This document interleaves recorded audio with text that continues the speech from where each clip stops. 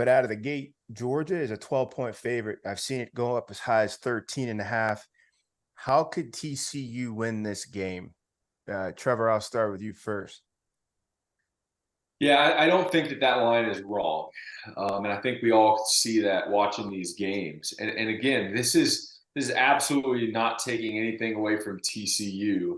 And unfortunately, they've been kind of in this narrative all year. When are they going to slip up?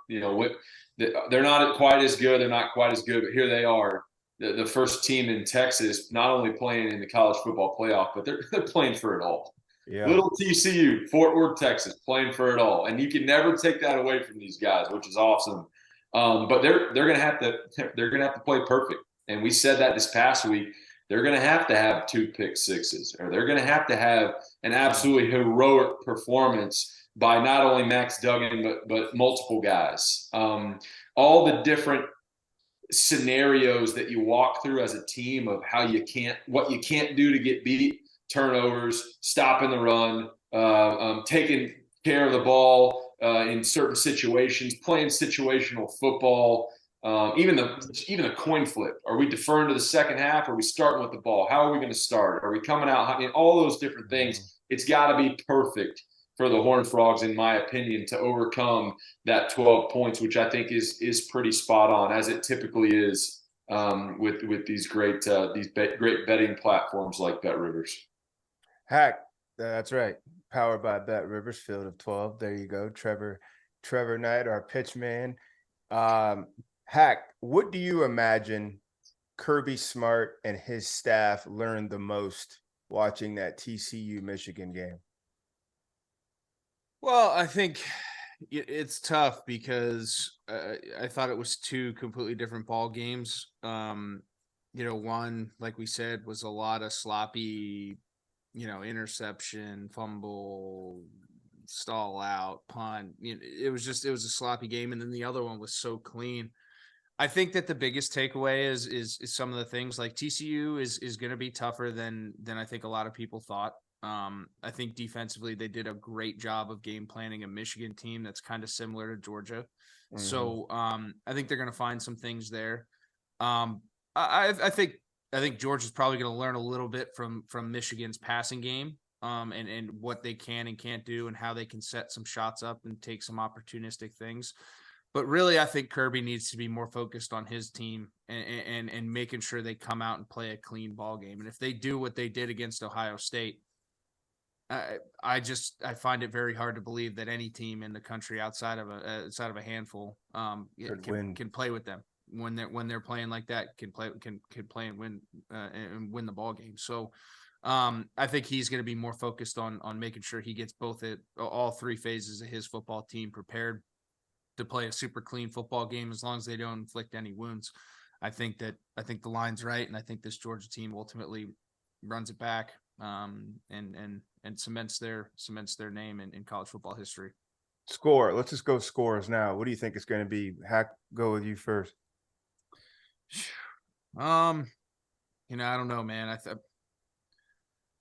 I could see it being a 42-45-ish, like 24-31 type game, tops, somewhere in there. To who, though? Georgia winning. Like 24, like Texas, like 24-28-ish, TCU, and then like 42-45-ish, maybe 48, Georgia. I have no idea what that was. 48-24, Georgia wins. Yeah, I hope you're wrong. I hope you're wrong, Hack. This is one of those ones, a lot of the situations that we talk about on the show, all of us have lived before, talking about playing on the road or playing in a rivalry game and the emotions and how that turns out.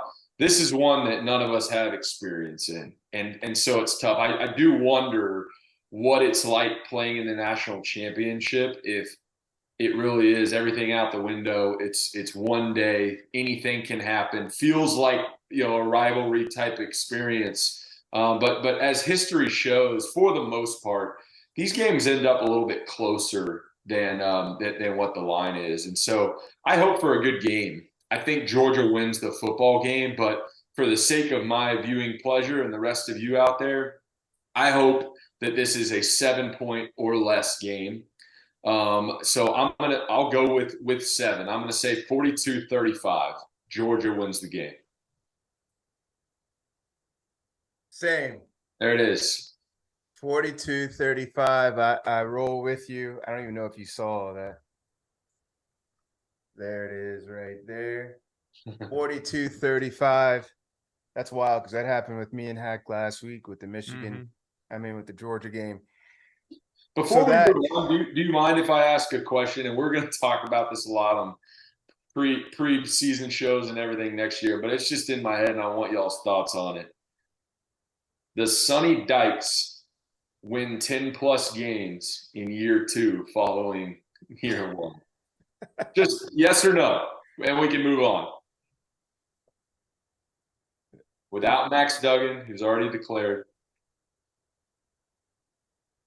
But they swap out Oklahoma and Texas, and they get Memphis and Cincinnati. Right? No, Oklahoma and Texas will still be in until 2020. That's right. Just way too early, yes or no, 10+ wins or not? Yeah, because they probably got 14 regular season games. I say no. I say no. They win 8 or 9 next year.